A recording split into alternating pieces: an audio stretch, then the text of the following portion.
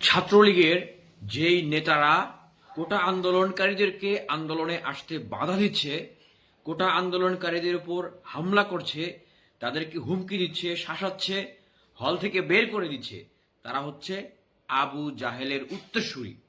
এ কথাটি কেন বললাম? কারণ আবু জাহেল ঠিকই জানতেন নবী মুহাম্মদ সাল্লাল্লাহু আলাইহি সাল্লাম আল্লাহর রাসূল।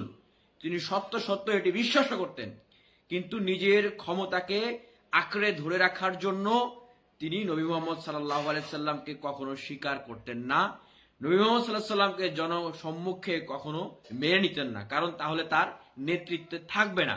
ঠিক এখন বিভিন্ন হলে হলে ছাত্রলীগের এই যে পদপ্রত্যাশী কিছু নেতারা রয়েছেন, যারা শিক্ষার্থীদেরকে হল থেকে বের হয়ে এসে কোটা আন্দোলনে যুক্ত হতে দিচ্ছেন না, কারণ তাহলে তাদের নেতৃত্ব থাকবে না।